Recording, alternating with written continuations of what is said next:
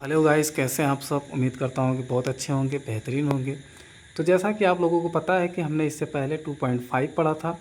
प्रश्नावली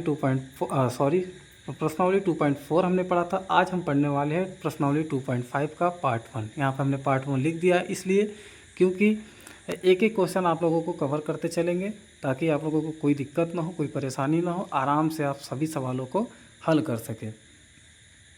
तो चलिए, प्रश्न नंबर 5 है आप लोगों का, गुणनफल कीजिए। ठीक है, प्रश्न नंबर 5 है, गुणनफल कीजिए। उसमें पहला क्वेश्चन है आपका 4x² + 9y² + 16z² + 12xy - 24yz - 16xz।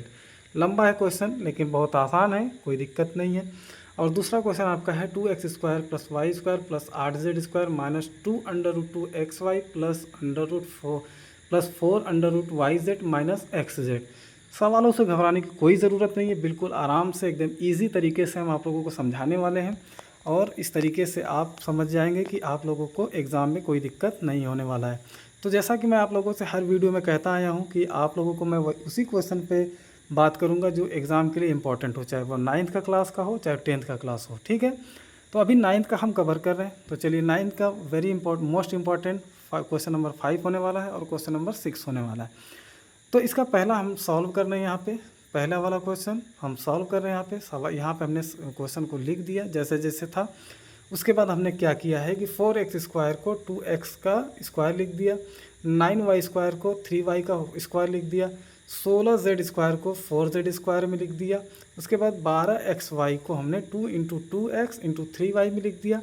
फिर यहाँ पर माइनस था तो हमने प्लस लिखा है, क्योंकि आगे हम आपको बताने वाले हैं कि क्यों प्लस लिखा है। तो प्लस यहाँ पे लिखा 2 × 3y।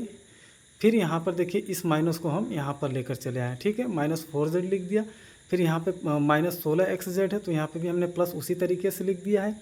तो यहाँ पे हमने 16xz को यहाँ पे 16xz को हमने 2 × 2x - 4z में तोड़ दिया है। तोड़ने के बाद हम यहाँ पर उस इक्वेशन को बनाएंगे जिस इक्वेशन पे हमने इसको तोड़ा है। तो इस इक्वेशन को हमने x + y + z का होल स्क्वायर जो होता है, इस पे हमने तोड़ा है। तो x + y + z का 4x + 9y + 16z का होल स्क्वायर हो गया है आपका।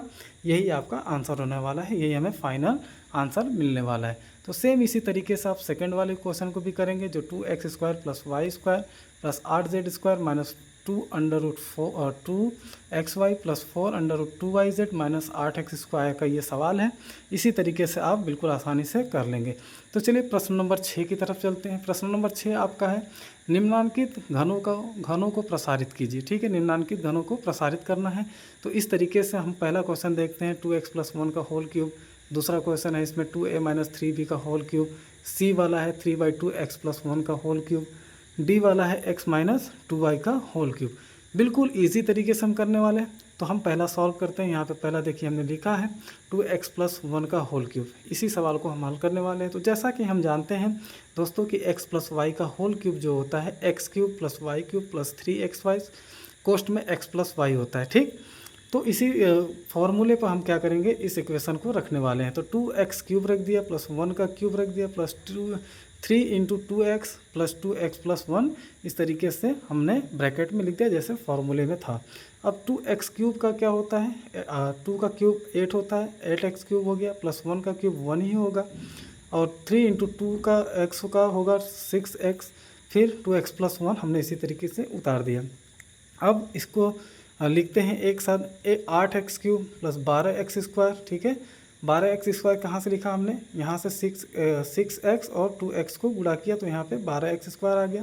फिर 6x प्लस का गुणा 1 + 1 में हमने किया, तो 6x आ गया। फिर इस प्लस को हमने यहाँ पे लिख दिया। तो ये हमारा फाइनल आंसर था। तो आप लोगों को उम्मीद करता हूँ कि ये सारे क्वेश्चन समझ में आए होंगे।